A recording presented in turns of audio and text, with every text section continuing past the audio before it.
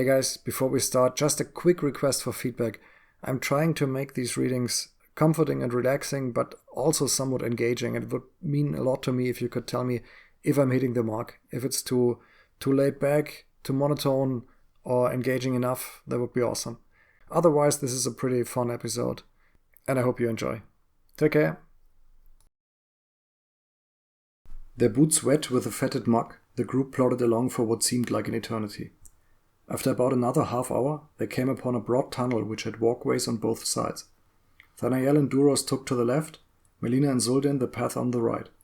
As they moved ahead, Zuldin suddenly heard something from up above, a faint jittery sound, then a rapid clack, clack, clack, clack, as if small sticks were hammered against the stone in quick succession. Duros started to bark, and a cold shiver ran down the gnome's spine.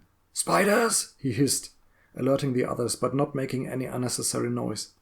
Just as he did so, he saw a large black crawler with a thin body run down the wall behind him diagonally, heading directly towards the gnome. Zuldin was paralyzed. All he could see was the torchlight reflected in its manifold eyes and two large fangs dripping with venom, ready to strike. The creature hissed in anticipation. Melina started to chant a spell. At the same time, two more of the creatures appeared ahead of them. One ran down the wall to the left at an angle, heading for Thanael. The other lowered itself from the ceiling on the right side with a silky strand, a bit farther ahead. Thanael made quick work of the crawler ahead of him. Two fast arrows landed in the creature's head and dropped it dead. Duros jumped through the muck in the middle, charging towards the second spider.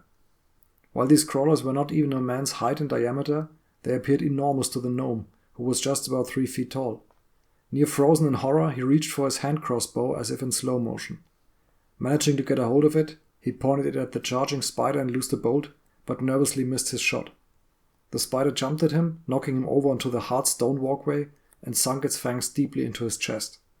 Melina finished her spell, summoning a shimmering blue spear of force into her free hand, and threw it at the spider that had grappled Zuldin. The spear pierced the creature's abdomen, eliciting a pained hiss, but did not kill it. Zuldin was panicking, but the immediacy of the battle gave him strength. He grabbed his dagger and sunk it deep into the creature's chitinous head, once, twice, 3 times. While he did so, he started yelling profane insults and got louder as he went. The spider must have been dead for some time when the gnome finally stopped striking it with his dagger. He hurriedly escaped from under it and realized Thanael and Melina were laughing. "Are you done?" Melina asked, trying not to laugh too loudly. Thanael still smirked. It appeared that he and Duros had killed another spider on the right walkway while Zuldin had been fighting. "Blasted thing nearly killed me," Zuldin cursed, still a bit too loud for comfort. He looked down on himself. The fangs of the creature had left 2 clearly visible indentations in his new leather armor, but had not pierced it. The gnome absently stroked the chest piece, mumbling, "Gotta thank the big oaf for that one later." They eventually moved on, hoping that this had been the last encounter. For a while, all was quiet. As they neared the end of the journey, however, they came across an unexpected sight. "Look over there," Melina said, pointing towards a shadowy corner of the tunnel. In the semi-darkness, they could make out the silhouette of a man sitting on the right walkway, his back resting against the wall. They cautiously approached and found him badly beaten and obviously near death. A sword lay by his side, and his breath came shallow. Judging by the grey tint to his skin, the coarse black hair, and his somewhat feral features, the man was indeed a half-orc. Melina knelt down beside him. "What happened to you?" she asked. He coughed weakly. "I was cast out by the orcs.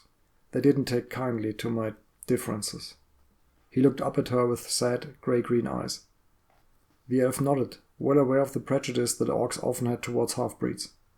"Well, you're safe now. We'll take you with us and get you patched up." The half-orc's eyes widened in surprise. "You're helping me? Why?"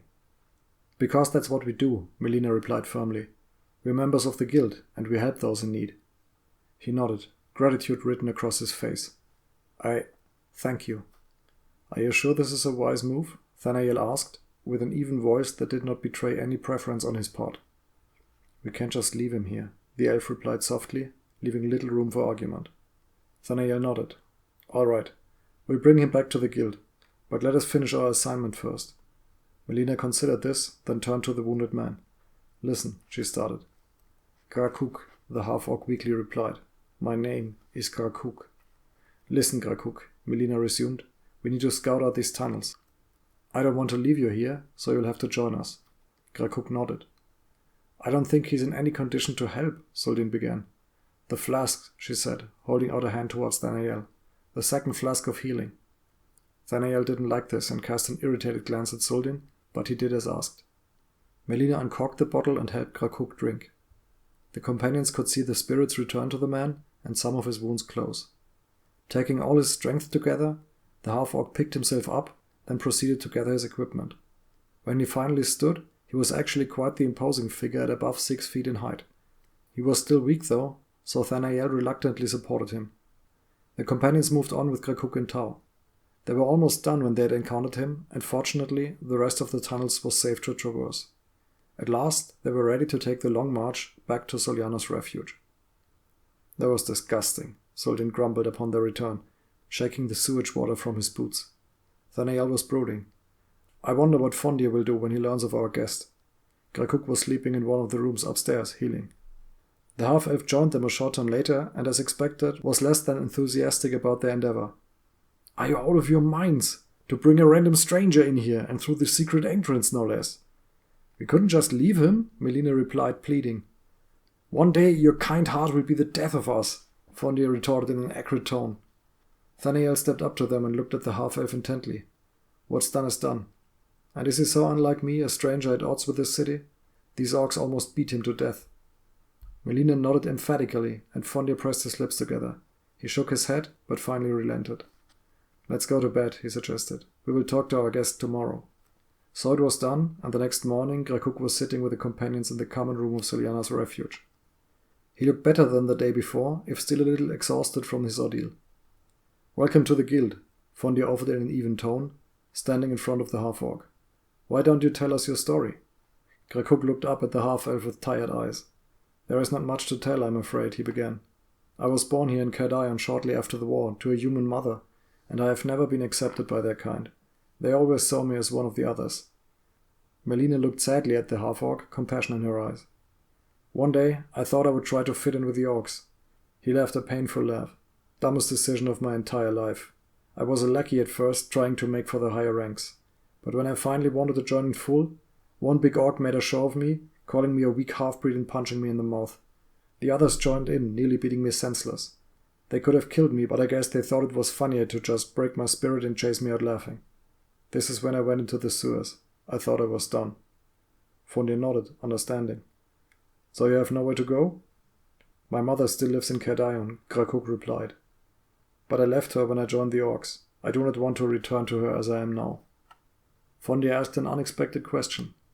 Do you think you could have taken the orc if the others hadn't stepped in? He raised an eyebrow.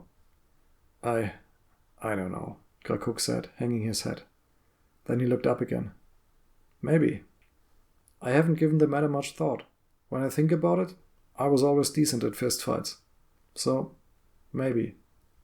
I want you to recover here. Take as many days as you like. Then you should go back to the orc encampment and challenge this bully to a duel. He won't be able to refuse. Krakuk seemed to consider this, then responded. That is true. To refuse a challenge would be seen as weak. The half-elf knew the rules of this city well, he thought to himself. Take Thanael and Soldin with you, Fondir said. They are an unknown quantity and should give the others pause. Go back there and reclaim your power. When you have done so, we have use for you. Krakuk nodded, however tired. I will do as you ask, he said, and Fondir could see the glimmer of resolve kindled in the half-orc's eyes.